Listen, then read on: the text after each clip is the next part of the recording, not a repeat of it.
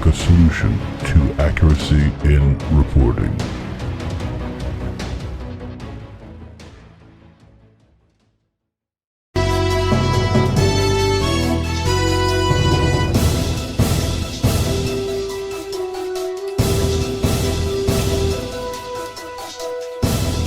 Welcome back to RFN, America's solution to accuracy in reporting. I'm Layne Lanegan.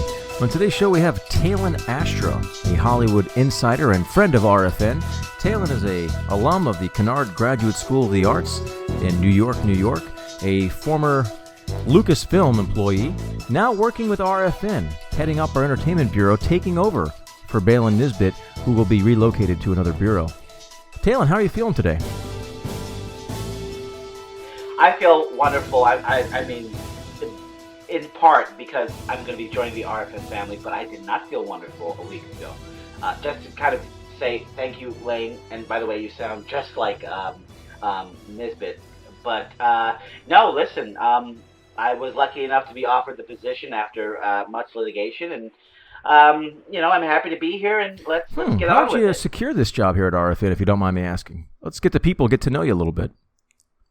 Well, I would say, I've never done broadcasting before, but, I am bringing a little bit of color and diversity to Oh, is that right? You have different views and ideologies than the other broadcasters here at RFN? No, I would say that I walk a different path. All right. Well, it says here that you're convalescing now in the hospital. What happened? I know that your show with Baylen Nisbet's Hour was supposed to start last week. Something's kept you from going to work. What exactly is going on here? That's right. That is 100% right, Layne. I'm literally sitting in the hospital right now due to, a broken body. And the doctor... Oh, my goodness. Yeah. The doctors say that it's a bilateral, open, tib-fib, blah, blah, blah, blah, something. And all I can tell you, I was concussed, and it's all Ethan Van Sciver's fault. Jiminy Christmas. For our audience here, Ethan Van Sciver is a comic book artist and YouTuber, very prominent in the profession. How exactly were you accosted by Ethan Van Sciver, and would you mind going into the details of the assault? Is there a case looming? First of all, no one is interested in Ethan Van Sciver's CV. Secondly, I can go into it by telling you I read his recent abomination, CYBERFROG BLOODHONEY, and was therefore accosted, and now I'm sitting in the hospital with a cast. And so I take it you didn't like the book? Oh, please. That's not it at all. I hated the book. But I mean, the book itself, it accosted me. Violence was done unto my body. Oh my goodness! Did you mention your hate for the book to Mr. Van Sciver before he struck you? No, I've never actually met Ethan in my life, and thank God. We had a few exchanges on the Twitter website where it got pretty heated. And he called me some names, and I called him some names as well.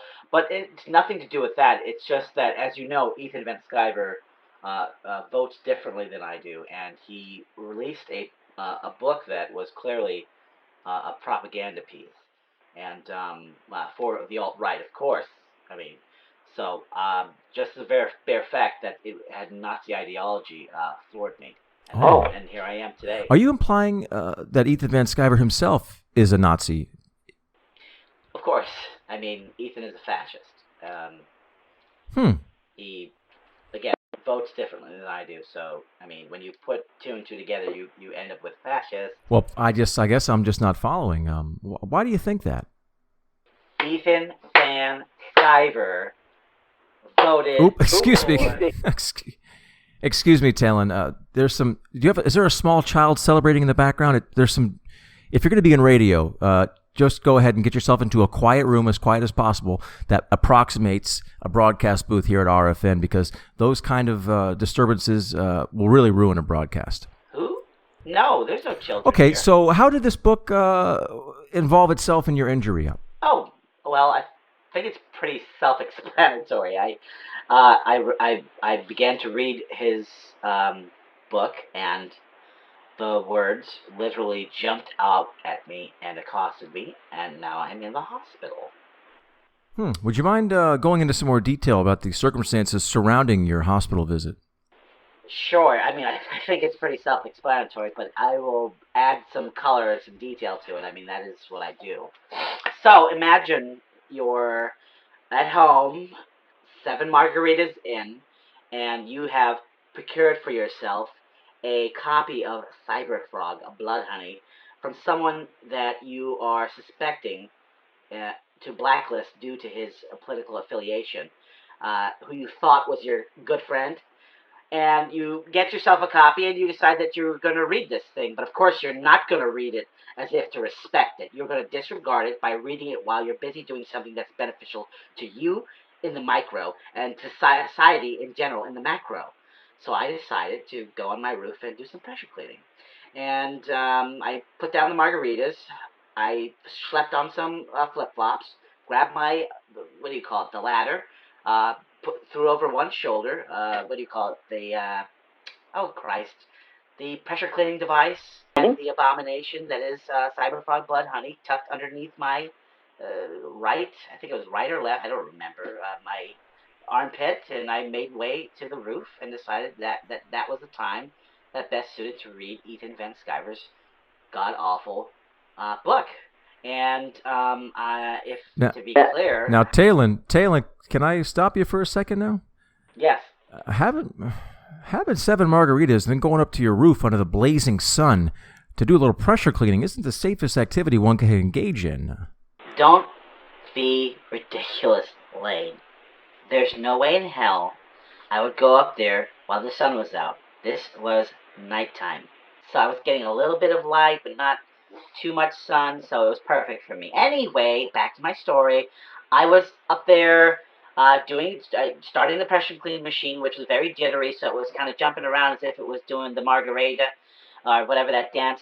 And I'm blowing at a really high pressure, and I grabbed the book, if you want to call it that, from underneath my armpit. I'm holding it in my hand. The spine is, of course, facing my palm. I'm trying to now open this godforsaken thing, and I just can't. So I gesture my chin as if to use it like a thumb, say. And I remember wagging my chin as if to say no, to get that sucker open, and it wasn't cooperating. And so I then gingerly began to hit it with my nose, so as to open it to kind of get it to that first page, but it kept opening towards the middle, and you can't read anything starting from the middle. So then I took my bottom lip and pierced it so as to make it in a dagger shape, and it was with that technique I was able to thumb to the first page through the Nazi pamphlet and start from page 1. I didn't make it past page 1, first of all, because, boom, that is when it happened.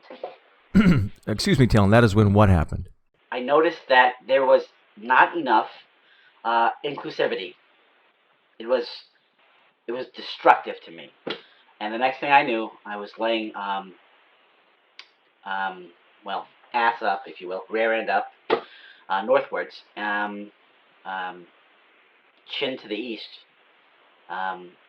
and the book was laying about two paces in front of me,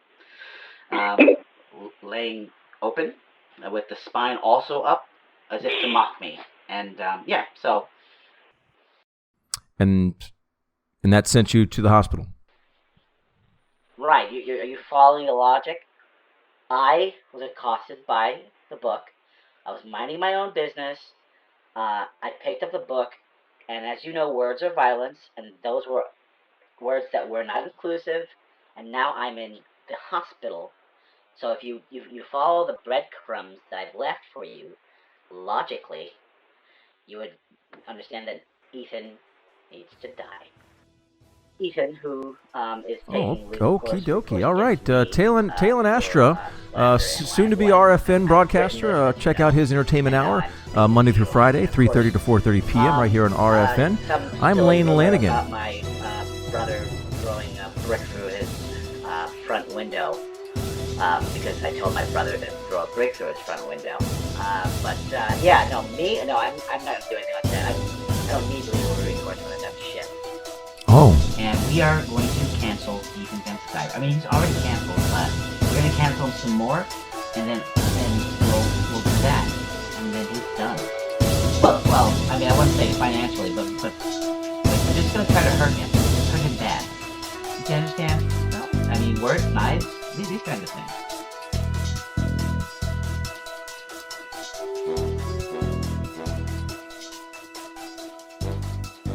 If you like the content you've seen here, please like and subscribe